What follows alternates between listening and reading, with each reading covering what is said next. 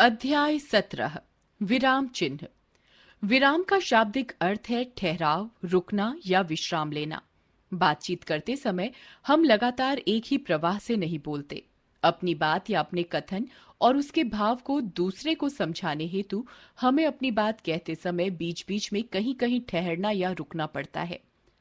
भावानुसार हम कहीं अधिक देर तक रुकते हैं, कहीं थोड़ी देर तक। यह स्थिति भाषा को गति देने, प्रश्न करने, आश्चर्य, दुख, घृणा प्रकट करने एवं अनेक परिस्थितियों को स्पष्ट करती है। वाक्य में भावानुसार इन परिस्थितियों को प्रकट करने के लिए कुछ चिन्ह निर्धारित किए गए हैं। इन्हें विराम चिन्ह कहते हैं। इस प्रकार हम कह सकते हैं कि लिखते समय रुकने का संकेत देने तथा कथन का आशय समझाने के लिए जिन चिन्हों का प्रयोग किया जाता है उन्हें विराम चिन्ह कहते हैं।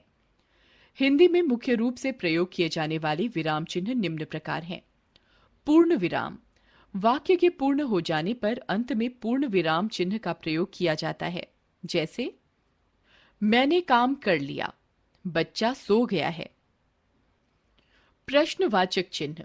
जिस वाक्य द्वारा प्रश्न पूछा जाना प्रकट होता है उसके अंत में प्रश्नवाचक चिन्ह का प्रयोग किया जाता है। जैसे तुम कौन हो।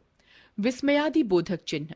इस चिन्ह को हर्ष, शोक, घृणा, आश्चर्य आदि को व्यक्त करने वाले शब्दों अथवा वाक्यों के अंत में प्रयोग किया जाता है। जैसे छी, कितना गंदा बालक है। अल्प विराम। वाक्य में आशय स्पष्ट करने हेतु जहां थोड़ा रुकना पड़े वहां अल्प विराम का प्रयोग किया जाता है। जैसे वह उठा, खड़ा रहा, कुछ सोचता रहा और अंत में चला गया। किसी संबोधन के पश्चात भी अल्प विराम का प्रयोग किया जाता है। जैसे रवि, यहां आओ। उद्धरण चिन्ह। वक्ता अथवा लेखक की बात को ज्यों का त्यों बताने के लिए इस चिन्ह का प्रयोग किया जाता है। जैसे शास्त्री जी ने कहा, जय जवान जय किसान। निर्देशक चिन्ह। निर्देश देने अथवा उदाहरण के लिए इस चिन्ह का प्रयोग किया जाता है। जैसे निम्नलिखित प्रश्नों के उत्तर दीजिए। वचन दो प्रकार के होते हैं, एक वचन व बहुवचन। संक्षेपक या लाघव चिन्ह। किसी बड़े शब्द को संक्षेप में लिखने के लिए इस शब्द का प्रथम अक्षर लिखकर उसके आगे शून्य या बिंदु लगा देते हैं। जैसे डॉक्टर डॉ, प्रोफेसर प्रो, पंडित पन आदि। कोष्ठक। कोष्ठक चिन्ह का प्रयोग निम्नलिखित रूपों में किया जाता है। शब्द का अर्थ स्पष्ट करने के लिए। जैसे वह वाचाल यानी अधिक बोलने वाला है।